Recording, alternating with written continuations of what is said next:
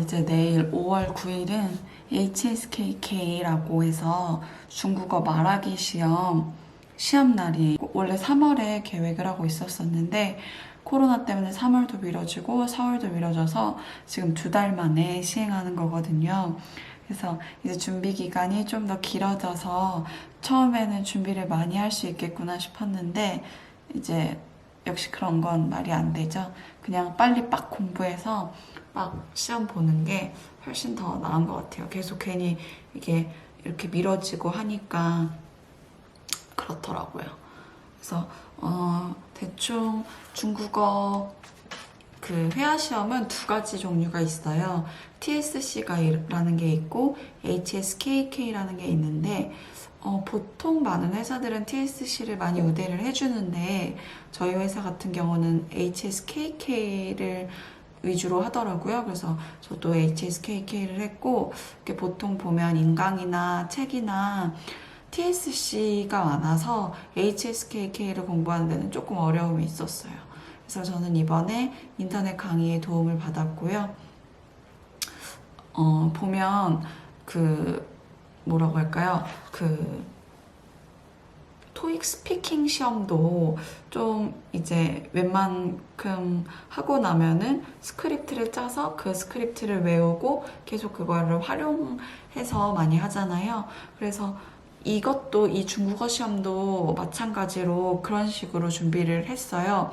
그래서 시험이 어떤 식으로 되어 있냐면 1번부터 10번까지는 한 문장을 말을 해요.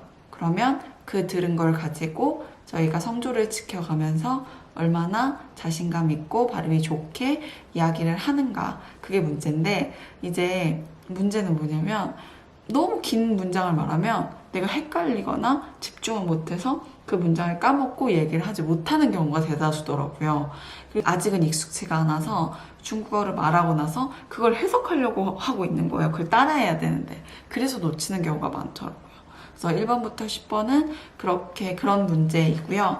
11번, 12번은 어떻게 되어 있냐면 이런 식으로 사진이 나와요. 그러면 2분 동안 11번, 12번, 13번, 14번 이렇게 되어 있고요. 그러면은 이 시험 때는 준비 시간을 약 10분 정도 줘요. 그러면은 그거에 맞는 이제 스크립트를 짜서 내가 띡 시작하면은 말하면 되는 거거든요. 근데 이것도 스크립트를 한 8개에서 10개 정도 가지고 있으면 어떠한 문제든 계속 활용해서 쓸 수 있어서 저는 이번에는 스크립트 외우는 거 위주로 많이 공부를 했습니다. 많이 공부를 했고요. 어떤 식으로 했냐면 이제 인강에서 선생님이 스크립트를 주세요. 그러면 그 스크립트를 받아서 성조를 지켜가면서 연습을 하고 한 문장씩 연습을 하고 그리고 나서 그 스크립트에 대한 한국어 번역본을 이렇게 뒤에 써서 그거에 맞게 또 이제 계속 번역 연습을 하는 거죠. 근데 이게 이 스크립트를 좀 내가 가지고 있으면 어느 문제든 활용이 가능하니까 저는 말하기 시험 준비를 할 때는 이 스크립트로 공부를 하는 게 참 좋더라고요. 그리고 꼭 말하기뿐만 아니라 저는 면접 준비할 때도 계속 저만의 스크립트를 저만의 기출문제를 한 100개 정도 뽑아서 스크립트를 만들어서 어떠한 질문을 해도 제가 가지고 있던 제가 준비했던 답변 중에서 활용할 수 있게끔 그렇게 준비를 했거든요. 그래서 말하기 시험이나 면접 때에는 스크립트를 가지고 활용하는 게 가장 효과가 좋았던 것 같습니다. 결국에 그 스크립트가 내 자산이 되는 거죠. 네, 어떻게 활용하냐에 따라서 많은 무궁무진한 답변이 나오니까요. 네, 그럼 오늘도 열심히 해보겠습니다. 화이팅! 이제 아까 말씀드렸던 1번부터 10번까지는 우리가 문장을 듣고 그 문장을 따라해서 이제 시험을 보는 거라고 했잖아요. 말로 했을 때 감이 살짝 안 오실 것 같아서 제가 준비해봤어요. 어떤 식으로 문장이 나오냐면요. 班最矮的学生。二，虽然交通方便，但是周围很吵。三， 이런 식으로 듣고 우리가 따라해야 되는데 아직 막 중국어가 익숙하지가 않으니까 일단 들으면 내가 모르는 단어가 나오면 막 뭐지? 이렇게 되고 뭔가 문장을 들으면 해석해야 될 것 같고 그러니까 이게 놓치는 경우가 많더라고요. 그래서 최대한 그냥 아무 생각 없이 듣고 따라하고 빨리 듣고 치는 게 저는 더 나은 것 같다고 생각이 드는데 아직 제가 시험을 보기 전이라서 이런 생각이 드는 걸 수도 있고요. 또 어떻게 생각해보면 말하기 시험이니까 이제 시험장에 가면 사람들이 다 말을 할 거 아니에요? 그래서 대충 그걸 또 듣고 해도 되지 않나 그런 생각이 들긴 하는데 일단은 이게 길게 끌고 가봤자 집중이 안 되니까 저는 듣고 빨리 치는 게 훨씬 더 나을 것 같다는 아직까지 그런 생각입니다. 한 번 더 마저 들어볼까요? 他们终于想出了一个办法。六，请把那件衣服包起来。 이런 식으로 듣고 우리가 따라하는 거. 저는 그냥 스크립트는 사실 이제 외워서 말하면 되는 거니까 오히려 그것보다는 저는 이게 제일 어려운 것 같았어요. 일단 그러면 공부를 해보도록 하겠습니다. 시작해보도록 하겠습니다.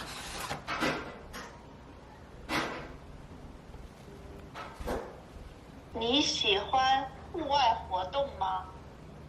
我不太喜欢户外活动。韩国的济州岛怎么样？济州岛是韩国最美丽的地方。美丽的地方。美丽的地方。我不是一个容易紧张的人。紧张的人。紧张的人。韩国的首都是首尔。好。好，请你跟我读一遍。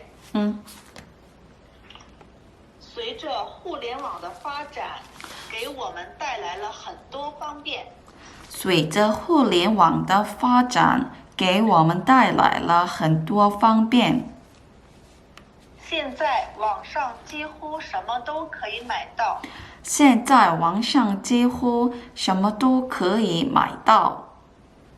一直坐在电脑前面。这样对眼睛也有很大的影响。这样对眼睛也有很大的影响。好，我们今天就到这里。下课。谢谢老师。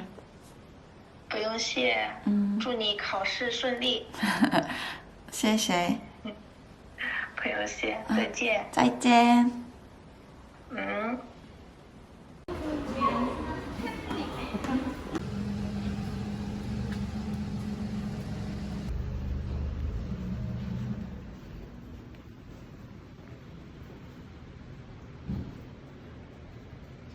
네, 여러분 HSKK 시험을 잘 보고 왔습니다.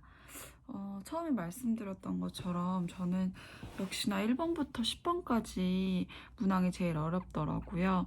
그리고 그때 시험 전에는 몰랐었는데 이제 한 시험장에 초급, 중급, 고급 모든 분들을 한 번에 넣어서 시험을 보니까 이게 제가 그때 말했던 말하기 시험이니까 옆에 사람이 하는 거 듣고 내가 따라하는 것도 약간 되지 않을까요? 그런 얘기를 했는데 절대 안 돼요. 왜냐면 내 옆에 초급 사람이 앉을 수 있고 내 앞에 또 고급 사람이 앉을 수도 있고 막 그러니까. 그래서 그랬는데 저의 경우에는 제 앞에 고급이었고 또 옆에도 고급이었어요. 그러니까 고급이니까 더 저보다 어렵잖아요. 그러니까 이게 완전 중구난방 너무 너무 집중하기 힘들더라고요. 그리고 이번에는 코로나 때문에 다 마스크를 쓰잖아요. 그래서 환기 문제로 창문을 열어놓겠다는 거예요. 그러니까 그 강남 한복판에 그 창문까지 열어놨지. 그러니까 차 빵빵 거리는 소리 계속 들리지. 앞 사람은 또 너무 유창하게 막 말을 하지. 이러니까 너무 힘들더라고요, 집중하기가. 그런데다가 제가 그 스크립트 외운다고 1번부터 10번까지는 준비를 좀 덜 했잖아요, 상대적으로. 그래서 좀 더 어렵게 느껴졌던 것 같아요. 그리고 이제 11번부터 14번까지는 개인적으로는 그냥 무난했던 것 같아요. 크게 어려운 거 없었던 것 같아요.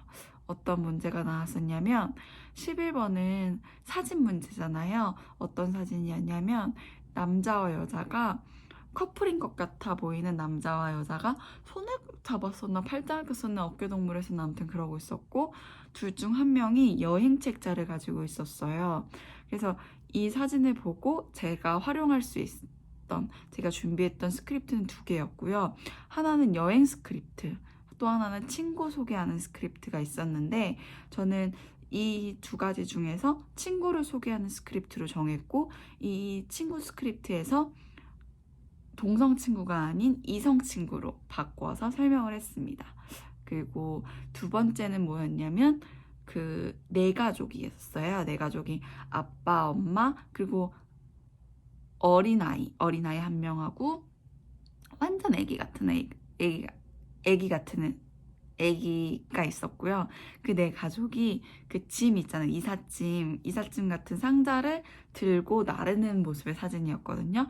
그래서 저는 오늘은 우리 가족이 이사하는 날이다 라고 먼저 처음에 소개를 하고, 그 다음에 제가 준비했던 가족 소개, 그 스크립트를 사용했어요. 우리 가족은 네 가족이고 아빠, 엄마, 나, 그리고 어린 여자 동생이 있다, 그러면서 그런 소개를 했고요. 그리고 3번은 지문이잖아요. 어떤 지문이었냐면 네가 너의 생활 중, 너의 삶 중에서 감동받았던 일화를 말해보아라 라는 지문이었거든요. 그래서 저는 이 지문에서 여행 지문을 사용했어요. 이 여행 스크립트는 제주도 여행에 대한 스크립트거든요. 그래서